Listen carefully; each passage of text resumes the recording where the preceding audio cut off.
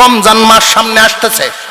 এই রমজান মাসে কেউ যদি পবিত্রতা রক্ষা করতে পারে, রমজানের পবিত্রতা রক্ষা হয় রোজা ভাঙলে না রাখলে।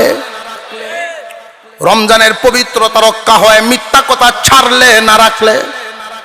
মিথ্যা ছেড়ে দেওয়া, গীবত ছেড়ে দেওয়া, চোখের গুনাহ ছেড়ে দেওয়া, কানের গুনাহ ছেড়ে দেওয়া। রমজান মাসের পবিত্রতা রক্ষা করে যদি কেউ ঈদের দিন সকালবেলায় ঈদগাহে যায়, আল্লাহ পাক রব্বুল আলামিন তখনই ফেরেশতাদেরকে ডাক দিয়া বলেন, ফেরেশতারা রে বলো দেখি কোন এক মালিকের কাজকর্ম যদি কর্মচারী ডিউটিটা ঠিক মতো পালন করে মালিকের উচিত কি? ফেরেশতারা বলে আল্লাহ মালিকের উচিত হলো পরিপূর্ণ বদলা তাকে দিয়ে দেওয়া। আল্লাহ জিজ্ঞাসা করেন, আমি আল্লাহর চাইতে ভালো কোনো মালিক আসেনি রে? আমি আল্লাহর চাইতে ভালো কোনো মালিক আছেনি? যে না না, আপনার চাইতে ভালো কোনো মালিক নাই।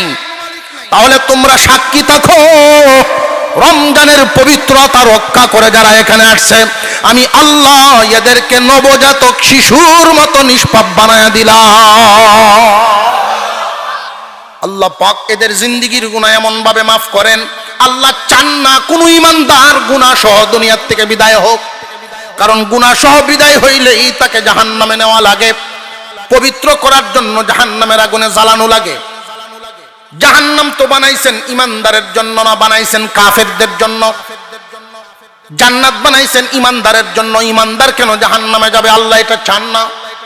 কিন্তু এর পরেও যাবে অনেক ইমানদার নিজের খাসলতের কারণে গুনাহ করে ঠিক, কিন্তু মাফ করায় না। ইন্নামাল মুমিনুনা আল্লাযীনা ইযা যুকিরাল্লাহু ওয়াজিলাত কুলুবুহুম ওয়া ইযা তুলিয়াত আলাইহিম আয়াতুহু যাদাতহুম ঈমানা ওয়া আলা রাব্বিহিম ইয়াতাওয়াক্কালুন। আল্লাহ পাক রব্বুল আলামিন সত্যিকারের মুমিনের গুণ বর্ণনা শুরু করে দিলেন। এক নাম্বার গুণ হবে সত্যিকারের ইমানদার যারা হবে এদের এক নাম্বার গুণ, আল্লাহর নামটা স্মরণ হয়ে গেলেই তার মধ্যে পরিবর্তন আইসা যাবে, একটা কম্পন শুরু হবে তার ভিতরে। আল্লাহর নাম স্মরণ হইলেই তার অবস্থা আর সেই রকম থাকবে না। আল্লাহর নামটা শুনলেই বা স্মরণ হইলেই তার ভিতরে একটা কম্পন শুরু হবে, কম্পন। এই কম্পনের কারণে তার হালত পরিবর্তন হয়ে যাবে। হালত কেমন পরিবর্তন? একজন মানুষ যদি নামাজের সময়ে ব্যবসার খুব ঝামেলার মধ্যে আছে, বেচা কেনা শুরু হয়েছে, দুনিয়ার লোভ লালসা তারে পাগল বানায়া দিছে, দুনিয়ার নেশায় পড়ে গেছে, এই টাইমে যদি আল্লাহর নাম তার কানে চলে আসে অথবা নিজের থেকেই স্মরণ হয়ে যায়, তখন এই দুনিয়ার লোভ, দুনিয়ার মায়া মোহ, দুনিয়ার যে পাগল পারা হয়েছিল এটা পরিবর্তন হয়ে আল্লাহর ধ্যানে চলে যাবে। গুনাহ করতে পারে, ইচ্ছা করলে সামনে হাজির হয়ে গেছে, গুনাহটা করতে পারে, দুনিয়ার কোনো বাধা নাই, সাক্ষী নাই, মনের মজা নিতে পারে, সুযোগ শুধু অপেক্ষা করছে।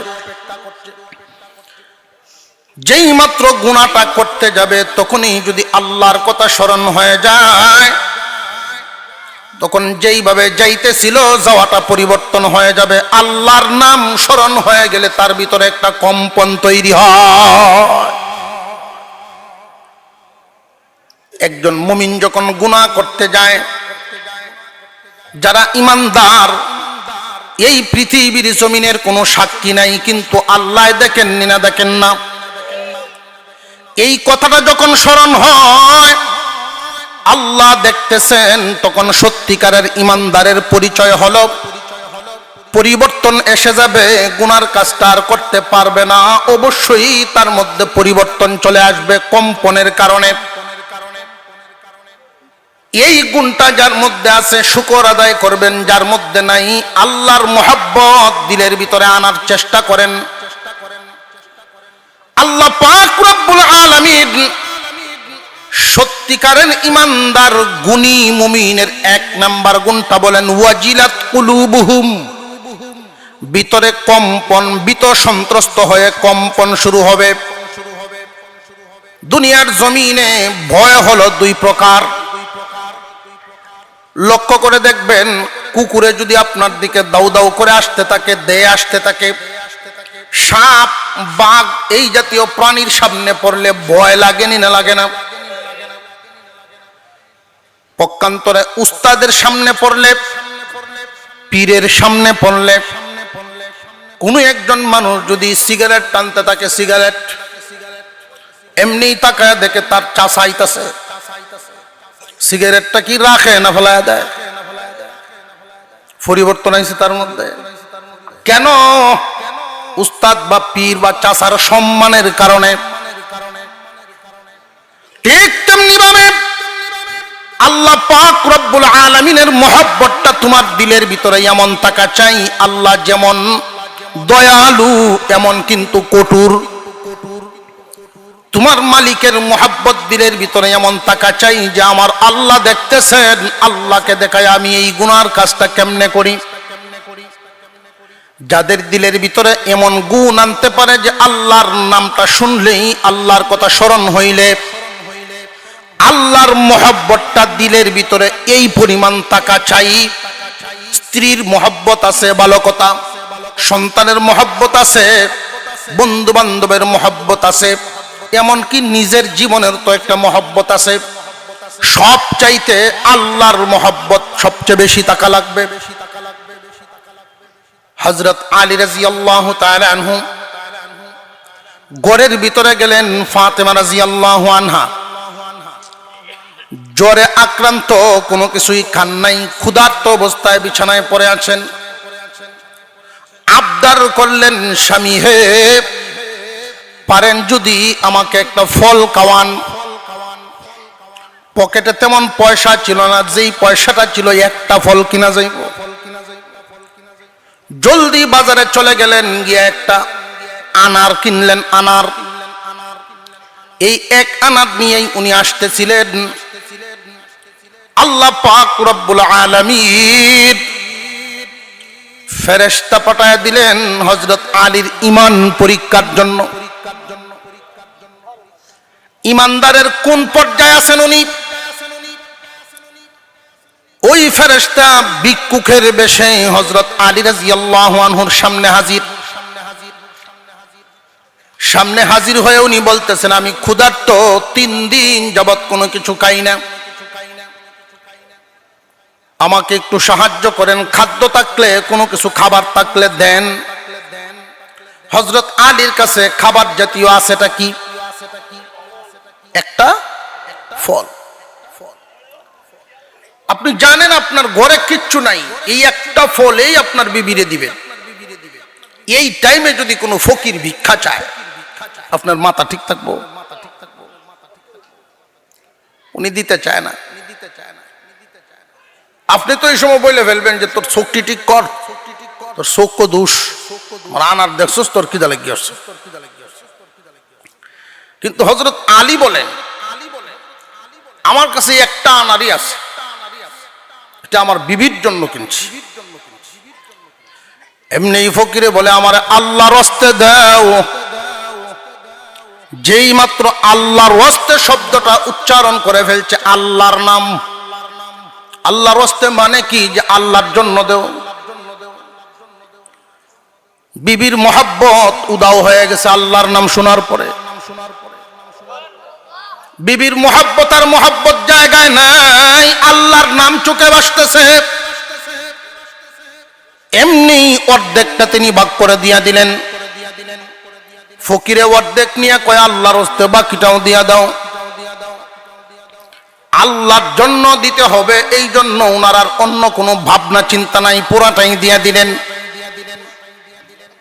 বাড়িতে আসছেন, ফাতেমা রাদিয়াল্লাহু আনহার কাছে পুরা ঘটনাই বর্ণনা করলেন। বিবিরে, তোমার জন্য আমি কিনছিলাম, কিন্তু দেওয়ার মতো সুযোগ পাইলাম না। আল্লাহর হস্তে হাত বাড়াইলো, আল্লাহর মোহাব্বত দিলের ভিতরে এতটাই জাগ্রত হয়ে গেল, তুমি বিবির মোহাব্বত তখন আর আমার স্মরণেই ছিল না। এমনকি তুমি তো জানো আল্লাহর নাম শুনলে পরে নবীর সাহাবীদের কি অবস্থা হয়। ফাতেমা রাদিয়াল্লাহু আনহা জবাব দিলেন, স্বামী হে, আপনি আমাকে খাওয়াইলে যেই পরিমাণ খুশি হইতাম এর চেয়ে বেশি খুশি হয়ে গেছি। কারণ দিছেন তো যেমন তেমন জায়গায় নয়, আল্লাহর ওয়াস্তে দিছেন। গভীর রজনীতে স্বামী স্ত্রী ঘুমাইছেন, এমনি দরজায় আওয়াজ শোনা যায়। কে? জানা সলমান ফার্সি। দরজা খুলে দিছেন, রাসূলের দরবার থেকে আসছি, আপনার নামে হাদিয়া আইছে। কি হাদিয়া? যে আপনার নামে 1 পুটলা আনার আল্লাহর পক্ষ থেকে জিবরাইল আমিন দিয়া গেছেন, রাসূল আমার কাছে দিয়ে দিবেন, নেন পুটলা আপনার জন্য। আর একটু জোরে কর না সুবহানাল্লাহ। এই পুটলাটা উনি হাতে নিলেন, নিয়ে গোনা শুরু করছেন। গন্যা পাইছেন 9টা আনার। কয়টা? 9টা। এই আনারের পুটলা উনি সলমান ফার্সির হাতে দিয়ে দিছেন, এটা নিয়ে যান, এটা আমার না। যে কেন? যে আমি জানি আল্লাহর রাস্তায় একটা দিলে আল্লাহ 10টা দেন। আল্লাহ গরিবও না, বখিলও না। আল্লাহ যদি গরিব হইতেন না 1-2টা কম মানতাম, অথবা বখিল যদি হইতেন যে লেখায় টিখি দেয় না, এমনও আছে না নাই? আমার মসজিদে আমি একদিন জুম্মাত বয়ান করছি, মসজিদের ছাদের কাজ করতো একটা 7 তলায়। তো একজনে 1 লাখ লেখাইছে, হইল এইবার টাকাটা দেয় না। তো মসজিদের সভাপতি যিনি বলছেন যে হুজুর আপনি যদি কইতেন তো দেয়া দিত। আমার রুমে তারা ডাকায় নিয়ে কইছে, আপনি দেন না কেন, লেখাইছেন? কয় হুজুর আপনার ফইলের ওয়াশটার দিন যেমন লাগছে ওখানে এইরকম লাগে না। ওয়াজটা শোনার সময় মনের যে অবস্থাটা হয়েছে ওখন এমন আর লাগে না। আল্লাহ তো বখিল না, লেখাইবেন দিতেন না, ওয়াদা দিছেন দিতেন না, এরকম তো না। আল্লাহ বলছেন আল্লাহর রাস্তায় 1 দিলে আল্লাহ 10 দেন। তুমি 9টা নিয়ে আইছো, এই ফুটলা আমার না। সলমান ফার্সি বলেন, আলী ফুটলা 10টাই আসলে, একটা আমার পকেটে রেখে দিছি। তুমি যে এত শক্ত ইমানদার, এত কঠিন বিশ্বাস তোমার দিলের ভিতরে, আমরা বিশ্বাস যেমন নরবর, আল্লাহর পক্ষ থেকে ভাইও এরকম নরবর। আল্লাহ আমরা খাওয়াইবো ঠিক, এই কথা মুখে স্বীকার করি যতটুকুন, বিশ্বাস এতটুকু করি না। আল্লাহ খাওয়াইবো, আল্লাহ ফালবো, এই কথাটা যদি বিশ্বাস পুরাপুরি করতাম তাহলে মুমিন মুসলমান সুদ খাওয়ার কথা না। মুমিন মুসলমানের তকদিরে যা আছে তাই হবে, এই কথাটা যদি বিশ্বাস করত তাহলে অন্যের মাল ওজনে কম দিয়া চুরি করার কথা না। তার যদি পুরাপুরি বিশ্বাসটা এমন থাকতো, আমরার অবস্থা হয়েছে ইমানদার ঠিকই, আমরার কাজকর্ম এরকম, ফেরেশতাও মনে হয় কলম লয়ে বইতে থাকে, কিতা লিখতাম বাউ পাইতাছি না।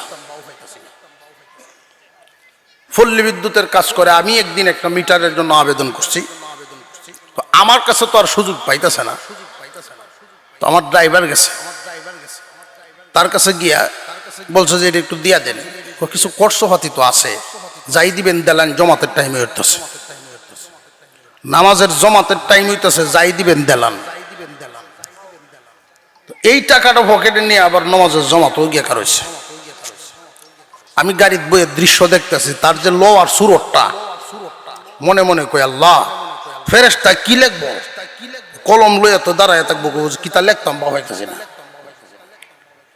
আমরার কাজকর্ম দেখিয়া শয়তানেও আসে, 3 বছর 4 বছর হয়ে যায়, জায়গা বিক্রি করছে, দলিল করে দেয় না।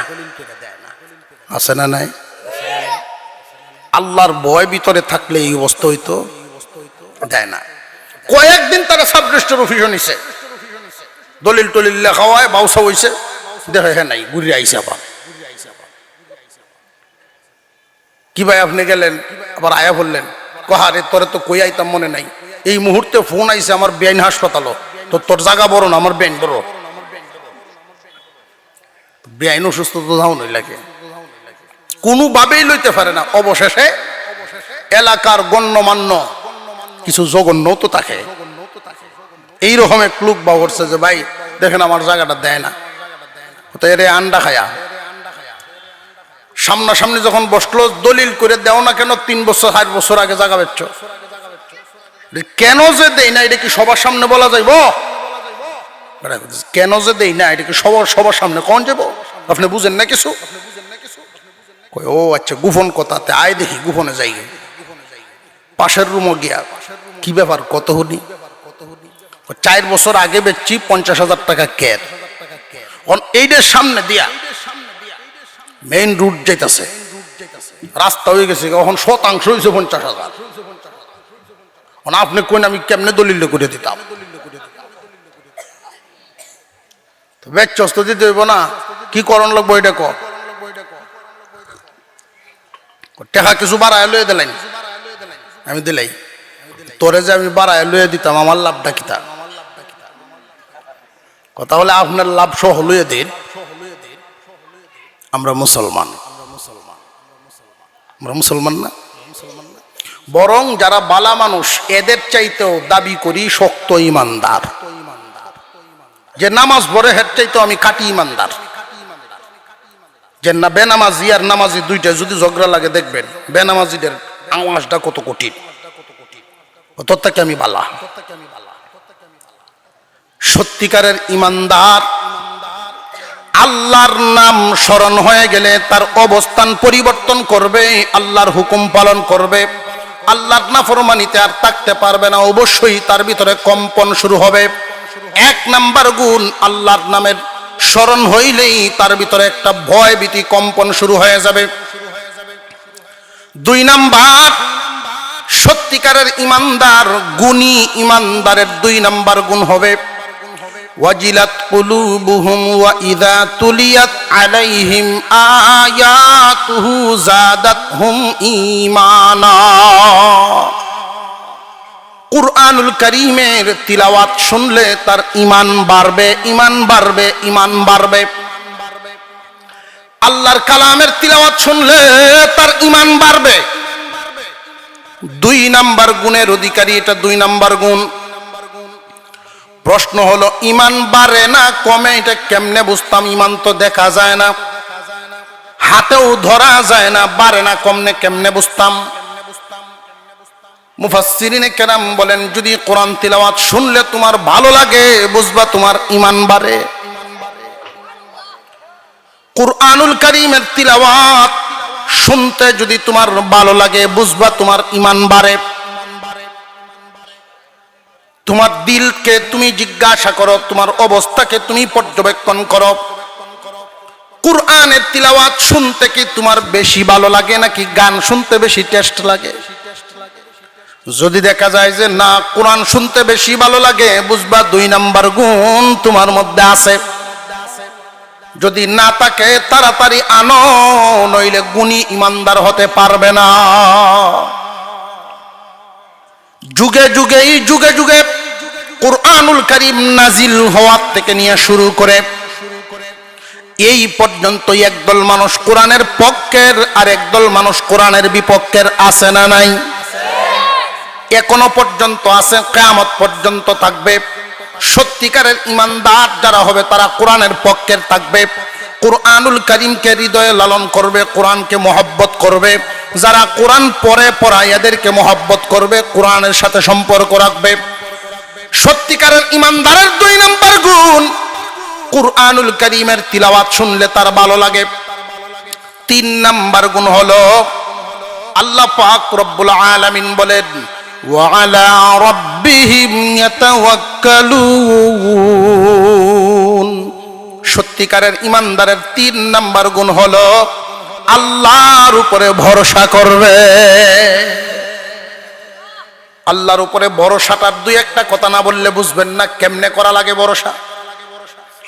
সত্যিকারের ইমানদার যেই ব্যক্তিটা হবে তার সাথে আলোচনা করলে আপনি বুঝতে পারবেন সে কোন ধরনের ইমানদার, নামের ইমানদার নাকি গুণের ইমানদার আপনি বুঝতে পারবেন। যদি জিজ্ঞাসা করা হয় আপনি কেমনে চলেন, প্রথমেই তার উত্তর আসবে যে আল্লাহ চালায়। আল্লাহ পাক রব্বুল আলামিন আমাদেরকে চালান, এতে কোনো সন্দেহ আছে নাকি? সবকিছুর ব্যবস্থাকারী কে? সত্যিকারের ইমানদার স্বীকার করবে যে আমার আল্লাহ চালায়, তবে ব্যবসার উসিলায়। আল্লাহ আমাকে চালান, একটা ছেলে বিদেশে আছে তার উসিলায়। আল্লাহ আমাকে চালান চাকরির উসিলায়। সবকিছু দেন কে? এই কথাটা সর্বপ্রথম তার দিলের ভিতরে আসবে। আল্লাহর উপরে ভরসার অর্থ হলো এটা। আপনি ঢাকায় যাবেন গাড়ির মাধ্যমে, তবে দিলের ভিতরে থাকবে যে আমার আল্লাহ নেওয়াইবেন গাড়ির উসিলায়। মাধ্যম হবে একটা বস্তু, কিন্তু করবেন যিনি মালিক হলেন আল্লাহর প্রতি ভরসা রাখবেন। সর্ব অবস্থায় আল্লাহর উপরে ভরসা। 2 নাম্বার কথা হলো, খুব মনোযোগ দিয়ে শুনে রাখবেন, যেই ব্যক্তি সর্বহালতে আল্লাহর প্রতি ভরসা রাখে ওই মানুষটার যদি লাভবান হয় আল্লাহর প্রশংসা যেইভাবে আসবে। ক্ষতিগ্রস্ত হয়ে গেলেও সবর দিলের ভিতরে আসবে যে আল্লাহ যা ভালো মনে করেছেন তাই তো করেছেন। লাভবান হইলে শুধু শুকরিয়া আদায় করবে, আর ক্ষতিগ্রস্ত হয়ে গেলে অধৈর্য হবে। বিষয়টা এমন নয়। সত্যিকারের ইমানদার সর্বহালতে আল্লাহর উপরে ভরসা রাখবে। সত্যিকারের ইমানদার 1 নাম্বার গুণ বললাম, আল্লাহর কথা স্মরণ হইলেই ভিতরে কম্পন শুরু হবে। 2 নাম্বার কুরআনুল কারীমের তিলাওয়াত শুনলে তার ঈমান বাড়বে। 3 নাম্বার সর্বহালতে আল্লাহর উপরে ভরসা করবে। হাজী ইমদাদুল্লাহ মুহাজির মক্কি রাহমাতুল্লাহি আলাইহি সফররত অবস্থায় ছিলেন। ওনার ব্যাগটা হারায় গেছে। খাদেমে যখন সংবাদ জানাইলেন, শুইনা বলেন আলহামদুলিল্লাহ। খালি লাভবান হইলেই যে আল্লাহর শুকরিয়া, বিষয়টা এমন না। সর্বহালতেই আল্লাহর প্রতি সন্তুষ্ট থাকবো। পাশের ক্ষেতে দান বেশি হয়েছে, আমারটা কম হয়েছে, এই জন্য কি আল্লাহর প্রতি ঘুষাওয়ান যাব? তাহলে ইমান রইল। বেশিরভাগ মহিলা মা বোনদের কাছে এই দুষ্টা আছে, দেখবেন মনের মতো না হইলে আল্লাহরে পর্যন্ত গালি দেয়। আল্লাহকে গালি দিলে ইমান থাকে না, ইমান নষ্ট হয়ে যায়। খেতা লাগছে, খেতা ধুয়ে দিছে, রোদ দিছে, রোদ উঠলো না। রোদ কেন উঠলো না? আল্লাহরে ধরছে, খেতাটা যা শুকাইল না। এমন পাগল আছে না? আপনি জ্বালা ফালবেন, দানের চারা জ্বালা বন্ধ করেন, আর আরেকজনে ক্ষেত লাগাইব। ওই লোকের দোয়া হইল আল্লাহ মেঘ দেও, আর আপনার দোয়া হইল আজকে মেঘ না হোক। 2 রকম না।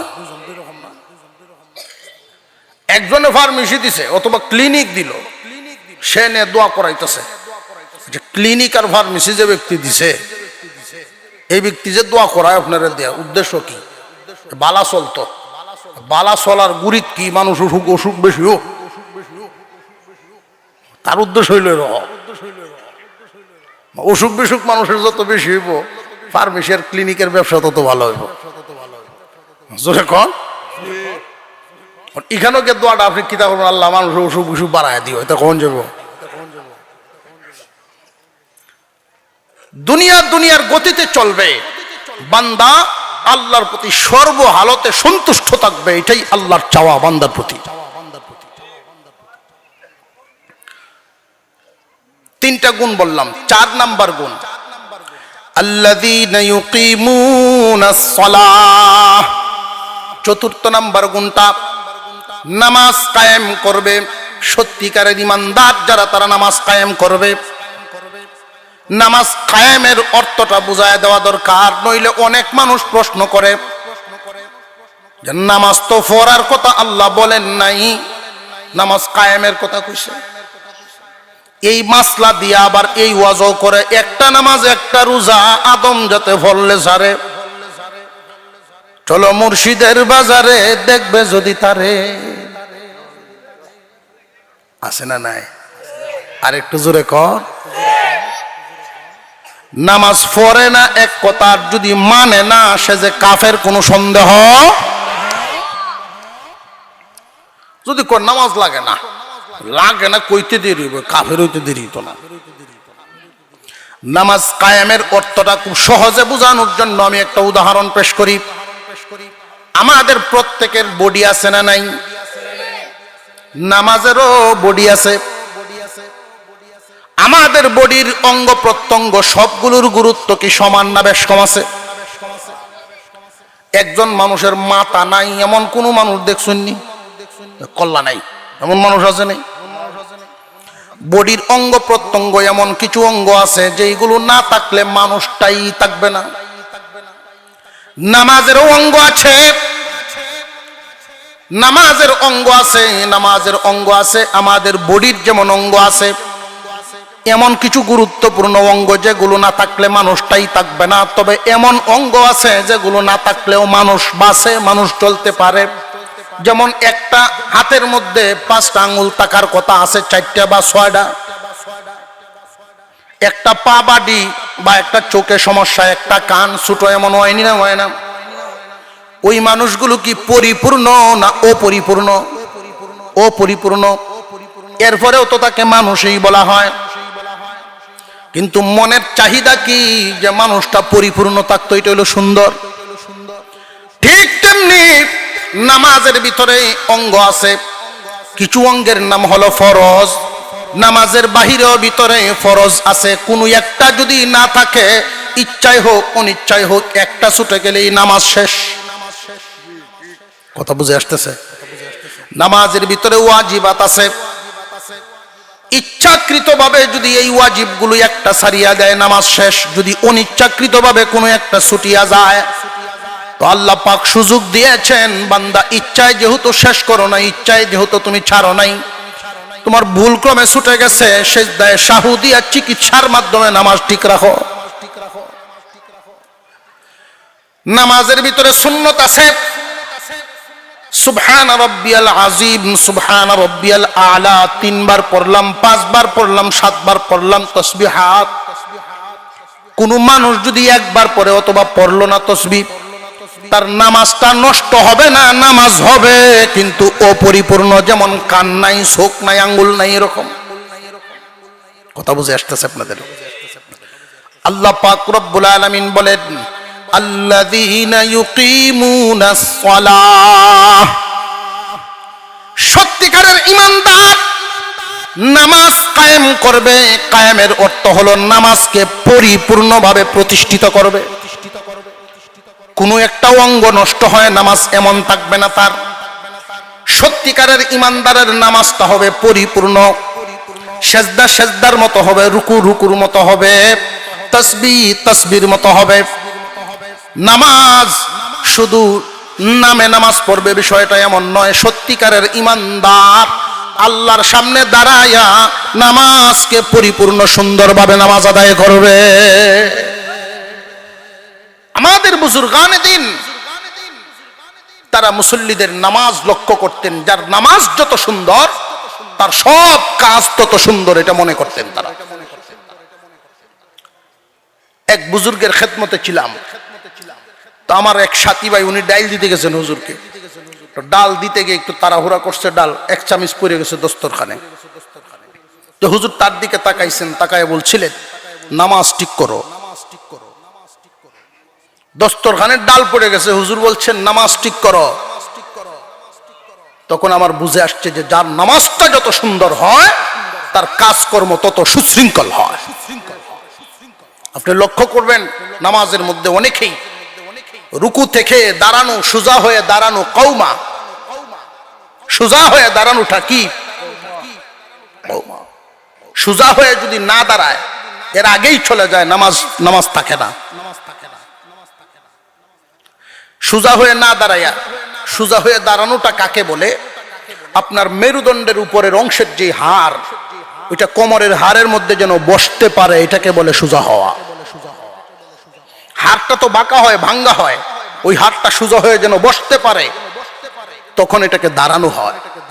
ওই হাড়ের সাথে ওইটা দেখা হয় না, খালি কোন রকম আবার মেরে দিছে। আর সেজদা তো গিয়া মনে মুরগির টুকরায় ধান খায় যেমন ঘন ঘন মেরে দিতেছে, মনে হইতেছে প্রতিযোগিতামূলক চলতেছে, তার চাইতে আমার নামাজ বেশি গরম লাগবো। দুইজন একসাথে গেছে মসজিদ, কে কয়টা হাত পড়বো, যখন দেখছে যে না তার উঠা বসাটা একটু বেশি হইতেছে, না তাহলে তোর সাথে আর আমি কাপড় চোপড় ঠিক রেখে পারতাম না, বড় লেমটি দিয়ে মেরে লইছে। ওইবনি নামাজকে আমরা সুন্দরভাবে আল্লাহর সামনে উপস্থাপন করার চেষ্টা করব। নামাজ কায়েম করা এর অর্থ কি? নামাজকে সুন্দরভাবে প্রতিষ্ঠিত করা। যেই ব্যক্তিটা নামাজ সুন্দরভাবে প্রতিষ্ঠিত করতে পারবে, নামাজ তার কাছে এমন হবে চোখের তৃপ্তি, মনের তৃপ্তি হয়ে যাবে। নামাজ না পড়লে তার আর ভালো লাগবে না। একজন মানুষ যখন নামাজ কায়েম করে ফেলবে, তখন তার নামাজকে খুঁজতে হবে না, আর নামাজ তারে খুঁজবো। যতক্ষণ পর্যন্ত ওয়াক্ত হয়ে গেলে নামাজটা আদায় না হয়, মনের ভিতরে প্রশান্তি আসবে না। নামাজ না পড়ে ঘুমাইলে ঘুমে ধরবে না, নামাজ না পড়া পর্যন্ত মনে শান্তি আসবে না। যুবক ভাইয়েরা মনোযোগের সাথে শুনবেন, জীবন গড়ার সময় হলো এখন। লক্ষ্য করবেন জীবনের শেষ আমলটা কি? আপনি কি নামাজটা পড়ে মরলেন নাকি নামাজ না পড়ে মরলেন? জীবনের সর্বশেষ আমলটা কি? আপনি যদি রাত 2টায় মারা যান, এশার নামাজ পড়ে মরছেন নাকি না পড়ে মরছেন, ওইটা কিন্তু হিসাবের ব্যাপার। এই জন্য বলা হয়ে থাকে, তোমার দ্বারাই কোনো গুনার কাজ যদি হয়ে যায়, সাথে সাথে আস্তাগফিরুল্লাহ পড়ো, আবার কোনো একটা নেক কাজ করে ফেলো, যেন তোমার আমল নামার লিখিত সর্বশেষ আমলটা নেকি লিখা থাকে। নামাজ কায়েম করা এটা কয় নাম্বার গুণ বললাম? 4 নাম্বার। 5 নাম্বার গুণ আল্লাহ বলেন, ওয়া মিম্মা রাযাকনাহুম ইউনফিকুন। আল্লাহর দেওয়া মাল থেকে আল্লাহর রাস্তায় দিবে, এটা 5 নাম্বার গুণ।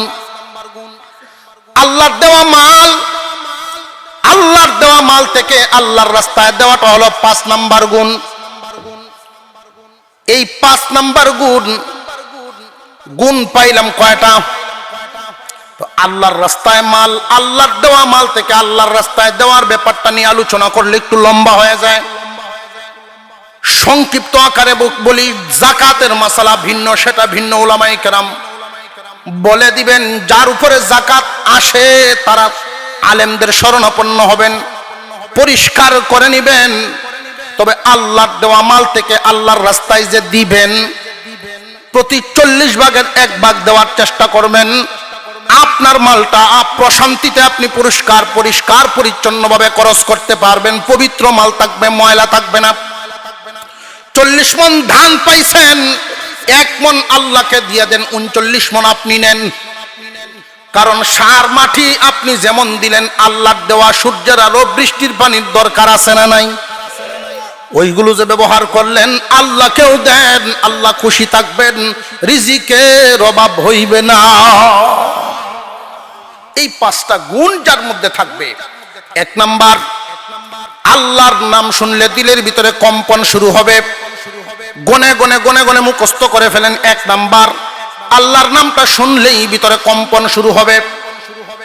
2 নাম্বার, কুরআনুল কারীমের তিলাওয়াত শুনলে ঈমান বাড়বে। 3 নাম্বার, সর্বহালতে আল্লাহর উপরে ভরসা করা, অর্থাৎ আল্লাহর ফয়সালায় বান্দা সন্তুষ্ট।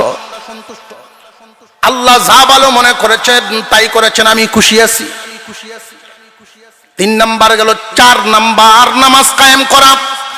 5 নাম্বারে আল্লাহর দেওয়া মাল থেকে আল্লাহর রাস্তায় দেওয়া। এই 5টা গুণ যাদের মধ্যে আসবে, আল্লাহ পাক রব্বুল আলামিন ঘোষণা দেন, উলাইকা হুমুল মুমিনুনা হাক্কা। ও দুনিয়ার মানুষ, এই 5 গুণের অধিকারী লোকগুলো সত্যিকারের মুসলমান, সত্যিকারের ইমানদার। এই সত্যিকারের ইমানদারদের হালতটা কি হবে কিয়ামতের দিন? সংক্ষিপ্তভাবে 2-3 মিনিটে হাসরের চিত্রটা একটু মনে করেন। হাসরের মাঠ, সমস্ত মুসলমান ইমানদারেরা 3 দলে বিভক্ত হবে। একদল মানুষ বিনা হিসাবেই চলে যাবে, তাদের তবকা অনেক উঁচা। আল্লাহর ওলিগণের জামাত বিনা হিসাবেই চলে যাবেন। বাকি থাকবে 2 দল। এক দলের কাছে এই গুণগুলো থাকবে, আরেক দলের কাছে এই গুণগুলো থাকবে না। আরেক দলের কাছে এই গুণগুলো থাকবে, আরেক দলের কাছে এই গুণগুলো থাকবে না। যাদের কাছে এই গুণগুলো থাকবে, মহান আল্লাহ পাক রব্বুল আলামিন খুব সহজ হিসাবে এদেরকে জাহান্নামে না নিয়েই জান্নাত দিয়ে দিবেন। এই 5টা গুণ, যাদের মধ্যে এই গুণগুলো থাকবে না, ওরা জাহান্নামে জ্বলবে, তারপরে জান্নাতে যাবে। জ্বলবে কে? কি পরিমাণ? যার অপরাধ হবে যেই পরিমাণ। জান্নাত হলো পবিত্র একটা জায়গা, গুনাহ নামক ময়লা সহ কেউ সেখানে ঢুকতে পারবে না। গুনাহ নামক ময়লা সহ কেউই ঢুকতে পারবে না। গুনাহ মাফ করায়া দুনিয়ার জমিন ছাড়ার জন্য আল্লাহ ব্যবস্থা রাখছেন, বহুত ব্যবস্থা আমাদের সামনে রাখছেন। যেমন রমজান মাস সামনে আসতেছে, এই রমজান মাসে কেউ যদি পবিত্রতা রক্ষা করতে পারে, রমজানের পবিত্রতা রক্ষা হয় রোজা ভাঙলে না রাখলে। রমজানের পবিত্রতা রক্ষা হয় মিথ্যা কথা ছাড়লে না রাখলে। মিথ্যা ছেড়ে দেওয়া, গীবত ছেড়ে দেওয়া, চোখের গুনাহ ছেড়ে দেওয়া, কানের গুনাহ ছেড়ে দেওয়া। রমজান মাসের পবিত্রতা রক্ষা করে যদি কেউ ঈদের দিন সকালবেলায় ঈদগাহে যায়, আল্লাহ পাক রব্বুল আলামিন তখনই ফেরেশতাদেরকে ডাক দিয়া বলেন, ফেরেশতারা রে, বলো দেখি কোন এক মালিকের কাজকর্ম যদি কর্মচারী ডিউটিটা ঠিকমতো পালন করে, মালিকের উচিত কি? ফেরেশতারা বলে, আল্লাহ, মালিকের উচিত হলো পরিপূর্ণ বদলা তাকে দিয়ে দেওয়া। আল্লাহ জিজ্ঞাসা করেন, আমি আল্লাহর চাইতে ভালো কোনো মালিক আসেনি রে? আমি আল্লাহর চাইতে ভালো কোনো মালিক আছেনি? যে না না, আপনার চাইতে ভালো কোনো মালিক নাই। তাহলে তোমরা সাক্ষী থাকো, রমজানের পবিত্রতা রক্ষা করে যারা এখানে আসছে, আমি আল্লাহ এদেরকে নবজাতক শিশুর মতো নিষ্পাপ বানায়া দিলাম। আল্লাহ পাক এদের জিন্দেগির গুনাহ এমন ভাবে মাফ করেন, আল্লাহ চান না কোনো ইমানদার গুনাহ সহ দুনিয়ার থেকে বিদায় হোক। কারণ গুনাহ সহ বিদায় হইলেই তাকে জাহান্নামে নেওয়া লাগে। পবিত্র করার জন্য জাহান্নামের আগুনে জ্বালানো লাগে। জাহান্নাম তো বানাইছেন ইমানদারের জন্য না, বানাইছেন কাফেরদের জন্য। জান্নাত বানাইছেন ইমানদারের জন্য। ইমানদার কেন জাহান্নামে যাবে? আল্লাহ এটা চান না। কিন্তু এর পরেও যাবে অনেক ইমানদার, নিজের খাসলতের কারণে গুনাহ করে ঠিক, কিন্তু মাফ করায় না, তওবা করে না, মাফ করায় না। গুনাহগার মুসলমান হয়ে দুনিয়ার জমিন থেকে বিদায় হয় না মুসলমান। এই গুণী মুসলমান হয়ে যদি দুনিয়ার জমিন ছাড়া যায়, আল্লাহ বলেন, উলাইকা হুমুল মুমিনুনা হাক্কা, এরা হইল সত্যিকারের ইমানদার, গুণী ইমানদার, 5টা গুণের অধিকারী। আল্লাহ পাক রব্বুল আলামিন এদের জন্য পুরস্কার ঘোষণা করেন। 1 নাম্বার পুরস্কার, লাহুম দারাজাতুন ইনদা রাব্বিহিম, আল্লাহ পাক এদের মর্যাদা বৃদ্ধি করে দিবেন, এদের দাম মর্যাদা বাড়ায়া দিবেন। 2 নাম্বার, ওয়া মাগফিরাতুন, এদের জিন্দেগীর গুনাহগুলো আল্লাহ মাফ করে দিবেন। 3 নাম্বার, ওয়া রিজকুন কারীম, সম্মানী রিজিক আল্লাহ তাকে খাওয়াইবেন। এখন এখানে একটা প্রশ্ন আছে। প্রশ্নটা হলো, আল্লাহ পাক ইমানদারের, সত্যিকারের মুমিনের গুণ বর্ণনা করেছেন 5টা, কিন্তু পুরস্কার দিবেন, পুরস্কার কয়টা? 3টা। গুণ বর্ণনা করলেন 5টা, আল্লাহ পুরস্কার দিলেন 3টা। ও আল্লাহ, আপনি না দয়াল, বান্দার গুণ 5টা, পুরস্কারও যদি 5টা হইতো তাহলে না ভালো ছিল। এটাই তো আমাদের মনের একটা চাহিদা। এই কথাটা বোঝানোর জন্য আমরা আবার একটু পিছনের দিকে যাই। গুণ কয়টা? 5টা। 1 নাম্বার গুণ, ওয়াজিলাত কুলুবুহুম ইযা যুকিরাল্লাহু ওয়াজিলাত কুলুবুহুম। 1 নাম্বার গুণ, আল্লাহর নাম শুনলেই ভিতরে কম্পন শুরু হয়ে যায়, অন্তর কাঁপে। এই অন্তরে যে ভয় ভীতিটা তৈরি হয়, এটা আমার বডির কোন অংশের সাথে সম্পর্ক? অন্তর।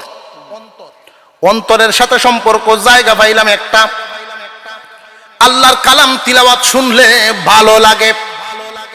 ভালো লাগা মন্দ লাগা এটাও সম্পর্ক কোন অংশের সাথে? অন্তর। দুইটা গুণ একটা জায়গার সাথে সম্পর্ক। আল্লাহর উপরে ভরসা করা সর্বহালাতে, এই ভরসা করাটাও অন্তরের সাথে। গুণ পাইলাম একটা, জায়গা হইল জায়গা একটা, গুণ তিনটা। জায়গা একটা, গুণ হইল তিনটা। তিনটা গুণ একটা জায়গার সাথে সম্পর্ক। আল্লাযীনা ইউকিমুনাস সালাত, 4 নাম্বার গুণ, যারা নামাজ কায়েম করে। নামাজ কায়েম করতে লাগে মাথার চুলের গোড়ালির থেকে কপাল থেকে নিয়ে পায়ের পাতা পর্যন্ত পুরা বডিটা নামাজের মধ্যে লাগে না লাগে না? নামাজ কায়েম করতে লাগে পুরা বডি। প্রথম 3টা গুণ পাইলাম অন্তরের সাথে সম্পর্ক। 4 নাম্বার গুণটা পাইলাম বডির সাথে সম্পর্ক। 5 নাম্বার গুণ আল্লাহর দেওয়া মাল, আল্লাহর রাস্তায় দেওয়া, মালের সাথে সম্পর্ক। গুণ 5টা কিন্তু জায়গা 3টা।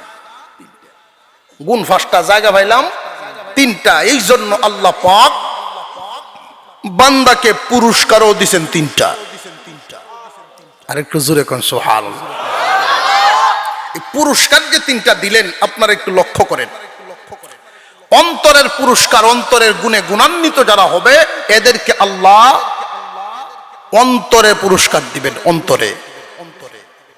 বডির গুণে গুণান্বিত যারা হবে আল্লাহ পুরস্কারটাও দিবেন বডির ক্ষেত্রে। মালের গুণে গুণান্বিত যারা হবে এদেরকে আল্লাহ পুরস্কারটাও দিবেন মালের ক্ষেত্রে। পুরস্কার 3টা আমরা একটু ধারাবাহিকভাবে দেখি। গুণ 3টা তো পাইলাম, 3 গুণের সম্পর্ক 3 জায়গা। গুণ মোট 5টা গুণ 3 ভাগে ভাগ হইছে।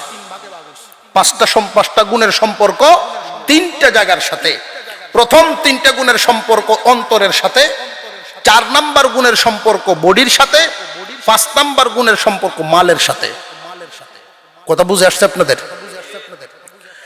লাহুম দারাজাতুন ইনদা রাব্বিহিম, 1 নাম্বার পুরস্কার, বান্দার মর্যাদা আল্লাহ বাড়ায় দিবেন, মর্যাদা বৃদ্ধি করে দিবেন। এই দুনিয়ার জমিনে একজন মানুষের মর্যাদা যখন বেড়ে যায়, মানুষের মন ও খুশি না খুশি? আল্লাহ পাক রব্বুল আলামিন অন্তরের গুণে গুণান্বিত যারা হবে, অন্তরের গুণে গুণান্বিত যারা হবে, 3টা গুণ যার অন্তরের সাথে থাকবে, এই অন্তরটা গুণী অন্তর, আল্লাহ বলেন তোমার মর্যাদা বাড়ায়া দিয়া অন্তরকে খুশি করে দিব। 4 নাম্বার গুণ নামাজ কায়েম করা, বডির সাথে সম্পর্ক। আল্লাহ বলেন ওয়া মাগফিরাতুন, ক্ষমা ঘোষণা করলেন যারা নামাজ কায়েম করবে। নামাজ কায়েমের অর্থ কিন্তু 1 ওয়াক্ত পড়া আর 1 ওয়াক্ত ছাড়া, এর দ্বারা নামাজ কায়েম নয়। নামাজ কায়েম হলো ওয়াক্ত মতো পরিপূর্ণভাবে 5 ওয়াক্ত নামাজ চালায়া যাওয়া। যারা নামাজ কায়েম করবে আল্লাহ পাক রব্বুল আলামিন ক্ষমা ঘোষণা করলেন। এই দুনিয়ার জমিনে আমরা যারা আছি, গুনাহ যত হয় দেখবেন বডির কোনো না কোনো অঙ্গের সাথেই সম্পর্ক। যত গুনাহ আছে বডির সাথেই তো সম্পর্ক। আল্লাহ বলেন মাগফিরাতুন, নামাজ যদি কায়েম করো আমি আল্লাহ তোমার জিন্দেগীর বডির দ্বারা তোমার যত গুনাহ সংগঠিত হয়েছে সমস্ত গুনাহ মাফ করে দিব। এবার আসেন মালের পুরস্কারটা। আল্লাহর দেওয়া মাল থেকে যারা আল্লাহর রাস্তায় দেয়, আল্লাহ পাক রব্বুল আলামিন এদের জন্য ঘোষণা দেন ওয়া রিজকুন কারীম। আল্লাহ বলেন এদেরকে সম্মানী রিজিক খাওয়াইমো। সম্মানী রিজিক। প্রতি মাসে 3 লাখ টাকা ইনকাম করে কিন্তু সুদের, এটাকে সম্মানী না অসম্মানী? প্রতি মাসে 10 লাখ টাকা ঘুষের কামাইতে পারে, সম্মানী না অসম্মানী? ফুতের বইতে ভাত দেয়, বুড়া মানুষ বিছানায় পড়ে আছে, ভাত দেওয়ার সময় সম্মান নাই, চোখের দৃষ্টিটাই অন্যরকম, কপালের চামড়া কুচ করিয়া দেয়, ঝাড়ি দিয়া দেয়, এটাকে সম্মানী হলো না অসম্মানী? যারা এই গুণগুলো অর্জন করবেন, আল্লাহ মরার আগ পর্যন্ত সম্মানী রিজিক খাওয়ায় নিবেন, মানুষের মনের মধ্যে আপনার একটা শ্রদ্ধা তৈরি করে দিবেন। এলাকায় কোনো একটা নতুন গাছের ফলটা ইচ্ছা করে বলবেন অমুক মানুষটারে আমি খাওয়াইতাম, মনে চায়, সম্মানী রিজিক আল্লাহ খাওয়াইবেন মরার আগ পর্যন্ত। কার কথা এটা? আল্লাহর কথা। সম্মানী রিজিক খাওয়াইবেন, হালাল রিজিক, পবিত্র রিজিক খাওয়ায় নিবেন। মহান মৌলাই করিম 5 গুণে অধিকারী, 5 গুণে গুণান্বিত ইমানদারকে আল্লাহ পাক রব্বুল আলামিন, মহান আল্লাহ পাক রব্বুল আলামিন 5 গুণের অধিকারী মানুষকে সম্মানী রিজিক খাওয়াইবেন, গুনাহ মাফ করে দিবেন, তার ইজ্জত মর্যাদা বৃদ্ধি করে দিবেন। আল্লাহর দেওয়া মর্যাদা আর নিজেদের অর্জিত মর্যাদা অনেক বেশ কম। নিজেদের কামাই করা মর্যাদা, মনে করেন ইলেকশন করে 1 কোটি টাকা কামায়া চেয়ারের মর্যাদা পাইল, তো এই মর্যাদা আর আল্লাহর দেওয়া মর্যাদার মধ্যে বেশ কমটা দেখেন। চেয়ারম্যান যে ব্যক্তি হয়, বেশিরভাগ ক্ষেত্রে এমন, সামনে সালাম আলী, পিছন দিয়ে গালি, মাসনা নাই। বেশিরভাগ ক্ষেত্রে খুব কম মানুষই আছেন যারা খুব কষ্ট করে, যুদ্ধ করে, নিজের মনের সাথে যুদ্ধ, পরিস্থিতির সাথে মোকাবেলা করে চলতে পারে, তারা সুনাম অর্জন করতে পারে। খুব কম মানুষ। বেশিরভাগ ক্ষেত্রেই নিজের অর্জিত সেই চেয়ার সম্মানে পরিপূর্ণ সম্মান থাকে না। আল্লাহর দেওয়া যেই মর্যাদা, এই গুণের অধিকারী মানুষগুলোকে যারা দেয়, আল্লাহর দেওয়া মর্যাদা অধিকারী মানুষটা সামনে থাকলেও সম্মান, সামনে না থাকলেও সম্মান, দুনিয়াতে থাকতেও সম্মান, দুনিয়াতে বিদায় হয়ে গেলেও সম্মান। গাজীনগরী শেখ সাবুদের সম্মান এখনো আছে না নাই? মানুষ নাই, কিন্তু গুণ নিয়ে চলে গেছেন, এই গুণ থাকার কারণে এখনো সম্মান। আল্লাহর দেওয়া মর্যাদা নিজের উপার্জিত মর্যাদার মধ্যে অনেক বেশ কম, অনেক বেশ কম। সর্বশেষ কথা, একটা কথা বলিয়া দেই, ইমানদার তকদিরের উপরে আল্লাহর প্রতি যদি পরিপূর্ণ ভরসা থাকে, তাহলে কেন আপনি এ লাইন ও লাইন, ওইদিক ওইদিক ছুটাছুটি করবেন? ভাগ্যে যদি না থাকে আপনি খাইতে পারবেন না। হারামে কোনদিন আরাম থাকে না, হারামে আরাম থাকে না। আমরা তো মনে করি কামাইতে পারলেই কোন রকম, ঠগায়া থাবায়া তুবায়া হোক, একভাবে খামাই তাল্লেই সেইটি তো আমরা মনে করি। এটা ভাববেন না, কারণ এই মাল আপনি কামায়া রেখে গেলেন, আপনি ভোগ করতে পারবেন না। তকদিরে যদি থাকে ঘুরে ফিরে আপনার কাছে আসবেই। আর একটু জোরে কর, তকদিরের উপরে বিশ্বাস আছে তো? আমাদের কাজ হইল হারাম থেকে নিজেকে বাঁচায় রাখা, হারাম থেকে নিজেকে বাঁচায় রাখা হইল আমাদের কাজ, হালাল খাওয়ায়া বাঁচায় রাখা আল্লাহর কাজ। বান্দা বানাইছেন কে? জবান খুলে বলেন কে? বান্দা যিনি বানাইছেন উনি খাওয়াইবেন, বান্দা যিনি বানাইছেন উনি পড়াইবেন, বান্দা যিনি বানাইছেন উনি চলাইবেন। তুমি তোমাকে নিয়ে পেরেশান হয়েও না, আল্লাহর প্রতি ভরসা রাখো। তুমি যখন তোমার লাইনে পেরেশান হয়ে যাও, আল্লাহর দয়ার থেকে অনেক দূরে চলে যাও। হারাম খাওয়া থেকে বেঁচে থাকা তোমার কাজ, হালাল খাওয়ায়া বাঁচায়া রাখা আল্লাহর কাজ। বান্দা সোজা হয়ে দুনিয়া ছাড়ার চেষ্টা করা। আল্লাহ যেন আমাদেরকে সোজা হওয়ার তৌফিক দেন, বলুন আমিন। কাজী আবু বকর একজন যুবক মানুষ, শুধু শিক্ষা হাসিলের জন্য এই ঘটনাগুলো বারবার বারবার আপনাদের সামনে পেশ করি, যুবকদের হৃদয় যেন জাগ্রত হয়। কাজী আবু বকর মক্কার কাছেই তার বাড়িটা। এত গরিব মানুষ, ফরের কাজ করলে খাবার আছে, কাজ নাই খাবারও নাই। লোকটা কি খুব ধনী না গরিব? গরিব মানুষ। হঠাৎ করে একদিন হজের মৌসুম চলতেছে, ওনার সামনে একটা টাকার ব্যাগ পড়ে গেছে। এই টাকার ব্যাগটা হাতে নিছেন, আল্লাহু আকবার। আপনি আমার সামনে পড়লে মাসলা একটা বাইর করলাম না, আমি যে কষ্ট বিষ্ট করে চলি, আল্লাহ বুধবাও করিয়ে দিছে, মাসলা বাইর করে নিলাম। কিন্তু কাজী আবু বকর এই গুণী মুসলমান, গুণী মুমিন, ইমানের মহাব্বত, আল্লাহর মহাব্বত, আল্লাহর উপরে ভরসা, যার দিলটা, যার অন্তরটা এমন হবে পরের মালের প্রতি কোনো লোভ থাকবে না। ব্যাগটা হাতে নিয়ে খুলে দেখেন স্বর্ণ অলংকার, স্বর্ণের কিছু অলংকার, স্বর্ণের টাকা, গুরুত্বপূর্ণ কাগজ এটার ভিতরে। হাতে নিছেন তো দায়িত্ব আইসা গেছে। খুঁজাখুঁজি শুরু করলেন, খুঁজাখুঁজি শুরু করলেন, মালিক তালাশ করেন, এক এক তাবুর সামনে যায়। কেউ কি এরকম ব্যাগ হারাইছেন কোন হাজী সাহেব? কেউ স্বীকার করে না, কারণ আগের দিনের হাজী সাহেব আর ওহনের হাজী সাহেব বেশ কম আছে না। আগে যারা হজে যাইতেন আমরা লক্ষ্য করছি, ছোটবেলায় দেখতাম সারা এলাকার মানুষ মিছিল দিয়ে লয়ে যেত, আর এখন টেরেই হয় না কে কই দেওয়া যায়, বুঝা চুরি হয়ে যাইতেছে।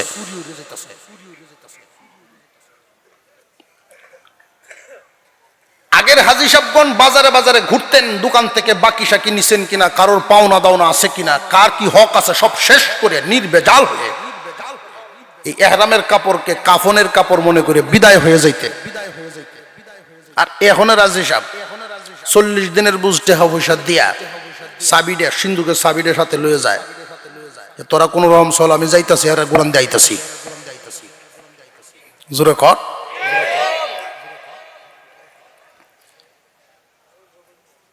ভাবটা তো এরকম,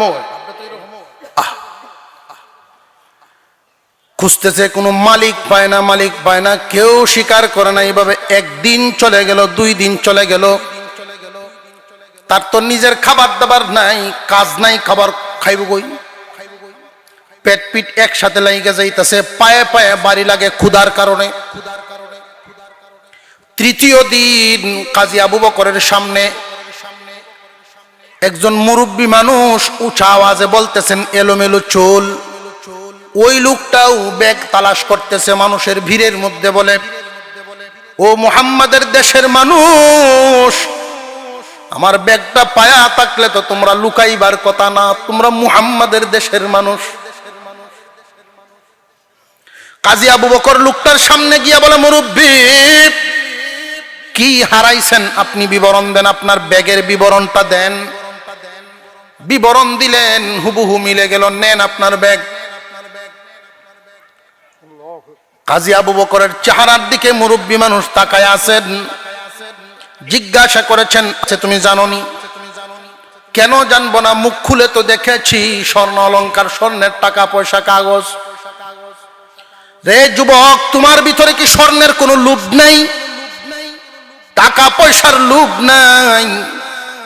হ্যাঁ আছে, হালাল পথে আছে, আপনার পরের মালের প্রতি লোভ আমার নাই, আমরা মুহাম্মাদের দেশের মানুষ।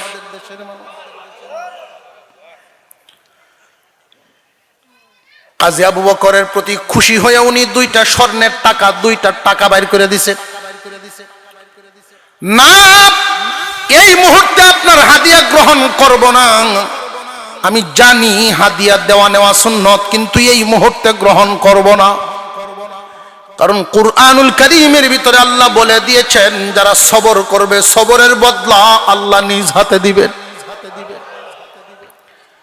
আপনার কাছ থেকে গ্রহণ করে আমার ওই দরজা বন্ধ করব না।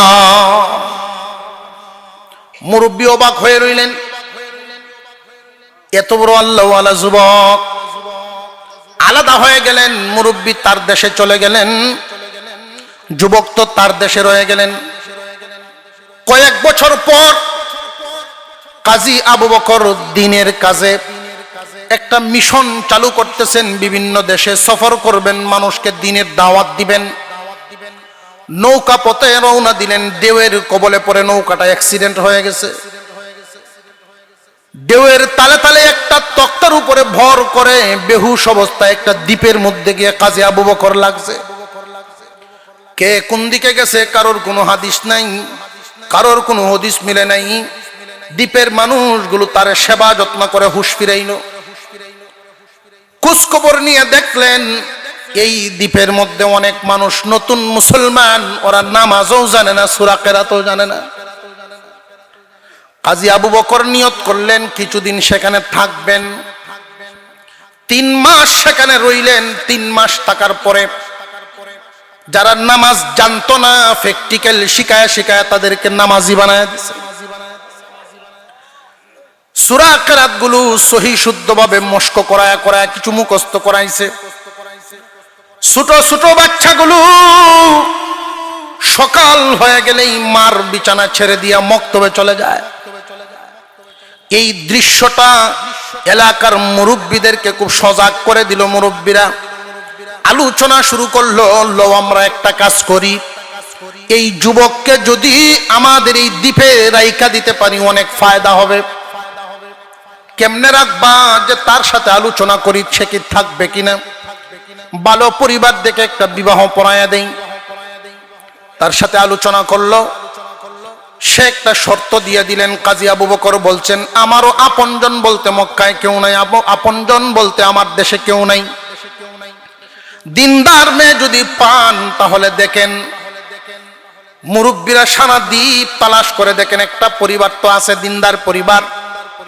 এই পরিবারের মেয়েটাও অনেকদিন আগের থেকেই যোগ্য হয়ে আছে, দিনদার স্বামীর অভাবে সেও বিয়ে বসে না। মুরব্বীদের উপস্থিতিতে মিল হয়ে গেল। দুজনের বিবাহ কাজ যখন সম্পন্ন হলো, কাজী আবু বকর জানে উনার বিবি হলো দিনদার, বিবিও জানে তার স্বামী পাইছে দিনদার।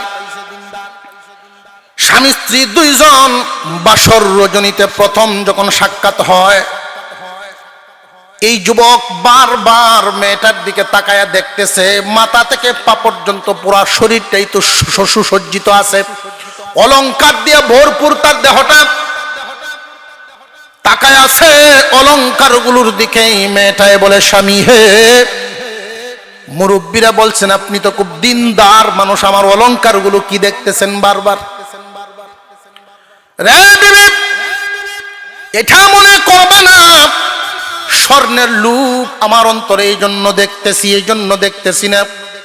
তোমার গলার হারটা কেন জানি আমার কাছে চিনা চিনা লাগে। এই হারটা তুমি কই পাইছো? কে তোমারে কিনে দিছে? তুমি আমার একটু বলো। এমনি মেয়েটা কান্না শুরু করে দিছে, হাউমাউ করে কান্না শুরু করে দিছে। ও স্বামী, আজ থেকে কয়েক বছর আগে আমার আব্বা হজ করতে মক্কায় গেছিলেন, ওইখানে তিনি আমার জন্য এটা কিনছিলেন, ব্যাগ সহ হারায় ফেলছিলেন।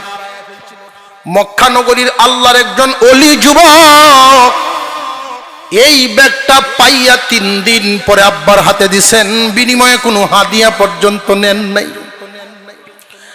এমন কোনো দিন নাই আমার আব্বা যতদিন জিন্দা ছিলেন, এমন কোনো দিন নাই যুবকের জন্য আব্বা দোয়া করতেন না। মাঝে মাঝে আব্বা বলতেন, মারে তোর দিনদারি চলাফেরা দেইকা আমার মনে হয় মক্কা যদি আমার কাছে হইতো, ওই আল্লাহওয়ালা যুবক রে আইনা তোরে তার হাতে আমি উঠাইয়া দিতাম। মেয়েটা হাউমাউ করে কান্দে আর কথা বলে, চোখের পানি মুছতেছে। হঠাৎ তাকায় দেখে কাজী আবু বকরের চোখ থেকে গড়গড় করে পানি পড়তেছে। স্বামী আপনি কেন কান্দেন, কারণ কি?